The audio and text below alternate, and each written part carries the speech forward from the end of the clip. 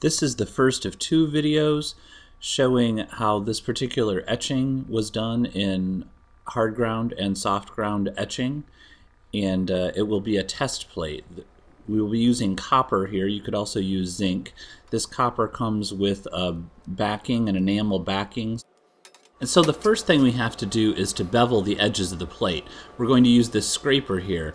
As I was pointing there, it's got a triangular shaft, so it's got three flat sides, but you don't want to use the flat side. You want to actually use the part that is sticking out, kind of the points on each side. And you're going to pull bits of the copper off of the edge. This is kind of hard work. It takes a little muscle, and it kind of chatters as it goes across there. We'll smooth that out later, but you can also see that I'm only pulling up a little bit of this film that's on the front of the copper. That protects the surface both from your fingerprints and from any accidental scratches, so that it keeps it pretty clean before you begin. From there, once you have the edges done the way that you need to with the bevel, you're going to take a cleanser, a liquid cleanser, and scrub the surface down. This will degrease the surface so that you won't have any kind of faults or foul biting from when you put the hard ground onto this. You'll notice that I'm not really touching it much with my hand because the oils of my hand could make that faults or foul bite. So I dry it off after I've washed it, and I'm going to use this liquid hard ground. The can right there that has stuff dripping all over the top and sides of it, someone actually poured the hard ground on because they thought that would be easier. It makes a big mess and you put too much on there, so I would rather have people use a brush to brush across the surface. It doesn't have to be totally opaque, totally black on there, but it shouldn't be very coppery looking either. If you have too much on there, it will actually chip off when you're scratching through it, and that can cause problems. You use mineral spirits. We have it in this little container here to clean the brush out after every time you use it, or it will completely harden. Here I'm going to make a grid to show how long you might want to put the hard or soft ground in for. I have this as a PDF that is showing right now up on my website, and it will give all the numbering system and the sizes of everything. What essentially you're going to do is make two rows that are columns that are 1 inch wide and another one that's a 1/2 inch wide.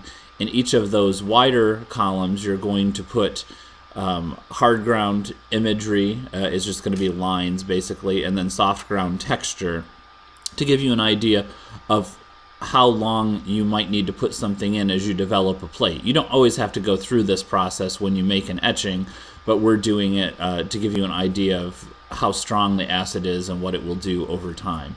Then each of these other areas going across need to be 3/8 of an inch, and then you're going to write in that smaller column the times. You have to do that backwards so that it prints forward when you actually print out the image, and so that you can see on that sheet that I am providing as a PDF.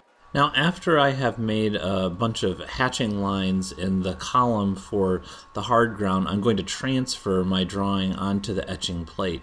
Here you can see the drawing is upside down. I've made an impromptu light table, and I'm using a white, it's actually a colored pencil, but a white charcoal pencil will work better, to go over the image on the back side.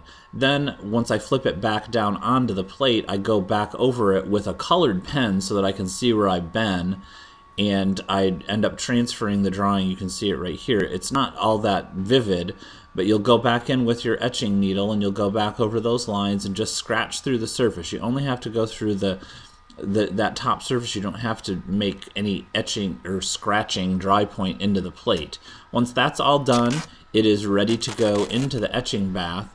Because we have a vertical tank, I like you to use some duct tape as kind of a handle, and you do it with both of those sides there so that you can tape it down. When you plug in the tank, you also need to check the little connections on the tubes to make sure that it's bubbling in there. And then for the first one, you're just going to say 1/1000 and pull it back out, because you're only putting it in there, the whole plate, for 1 second. You're going to get all the drips of the mordant, which in this case is ferric chloride, off of there. And then you're going to go through 3 different tubs of water, and you'll probably don't go as fast as what it looks like it's going on here. You'll probably flip it up and down about 5 or 6 times in each of these. You can see that they get darker in the color and the amount of ferric chloride that's in there. Then once it's totally clean out of that last set of tubs, you're going to dry it off, and you're going to stop out with that liquid hard ground that first little square. So that has been in for a second, and I actually touched up some other little spots on there, and so it won't etch anymore, but the other ones will progressively etch past that. So then once that's completely dry, maybe 15-20 minutes, you do it again. You put it in for 1 second, and then the next box, after you've washed it all off, will have been in there for 2 seconds, and then you are going to go in and stop that little area out as well. So you go through several of these, and you just kind of keep filling up the plate with the way that the number system goes.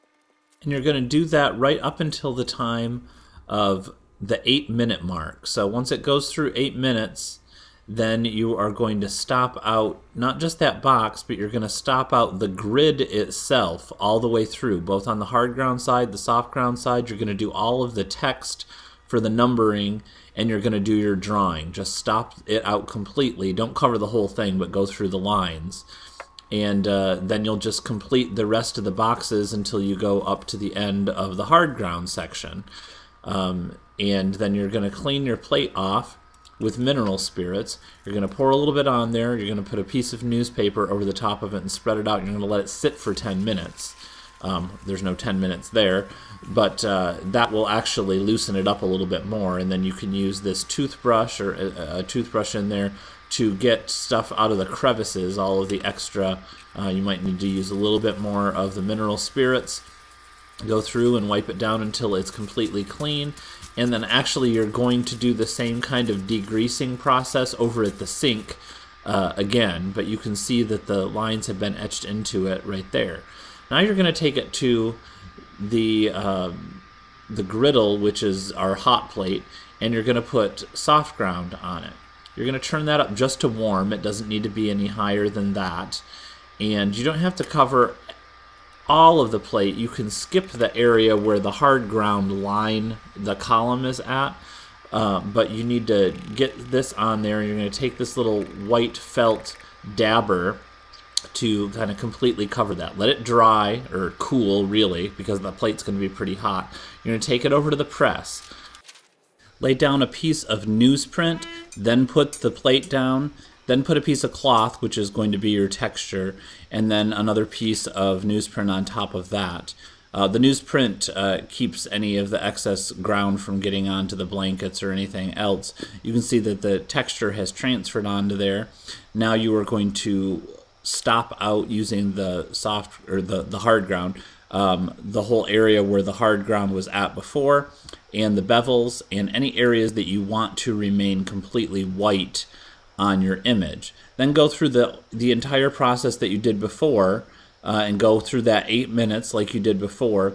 Actually, you can see what I'm doing is I'm stopping out part of the area on the plate after the 8 minutes where I want it to be kind of a medium tone, and then I will bite it again after I do all of that and let it dry, and then I covered the rest of it up after the 15-minute mark once it was in there for another 7 minutes, and then I finished off the other categories on there, and then I clean it off. After this gets all clean and I degrease it again, I'm going to take it back to the heat, so the hot plate, so that I can put more soft ground on it. Now, you don't have to do this process, but I want to show you another alternative of ways that you can do stuff with the soft ground. So just the image is going to have the soft ground applied to it this time, and instead of running it through the press with any kind of a texture on it, it doesn't just have to be a piece of cloth that adds the texture. That's just what I tend to use on mine. I'm going to put the original drawing back on top of it with another piece of paper glued onto the back of it. Here I'm using a pencil, a colored pencil, so I can see that I'm going back over the same areas the way that I did with the pen before, and that will create kind of a pencil line. You can see how it offset on there. While I let that cool, I am going to dampen the paper. So here I put about 5 sprays on it each time, and then I put the one piece down and then I offset it a little bit, go down and to the right, and then I put the third one on in the same spot that the first one was. You can just stack them however you want, but if you offset them a little bit, it makes it easier to take them back apart once they're wet. Then you're going to stick it in an airtight bag, and you're going to fold it all up so that it will the dampness will migrate from one piece to the next, and it's going to take probably a half hour or so for that to be ready. So you'll have a little time to wait, and then you're going to ink up your plate. So you put some ink on it. I'm just using black here. That's the easiest thing to start with. And you take a little card of matte board, old matte board, and you kind of push the ink into the crevices of the plate all over the surface. Then you take a piece of tarlatan. You'll notice the one that I'm using already has some ink in it. You're going to probably want to wipe it down about 3 different times. Usually the last time I use kind of a fresh piece of tarlatan, but it's good to use the older pieces to begin with. Then you're going to use a piece of either newspaper or from the phone book, a page, to kind of do a clean wipe on it after that. Take it over to the press, put down the pieces of newsprint to protect both the blankets and the bed. Take your dampened piece of paper, which is set for at least a half hour, put it on top, another piece of paper to protect everything, and then you're going to run it through the press. So you'll see what the effects were of both the hard ground and the soft ground, both different kinds of soft ground that we worked on with this one. So you're going to work from that image right there to finish off your plate later. Then you're going to clean up your plate before you go back to doing anything else with it. And this is the same way that we clean many of the products that have oil-based ink in them. You're going to use a little bit of vegetable oil, wipe that down a bit, then use some isopropyl alcohol, and that'll kind of degrease things and break it up. But you also then want to take it back to the sink and use the same cleanser on it to make sure that it's completely clean, because you're probably going to put hard ground or soft ground back on it again. So here you can see how things change over time, and from there you will be able to make changes for the finished piece. The second video will show the process of developing the plate from this original image.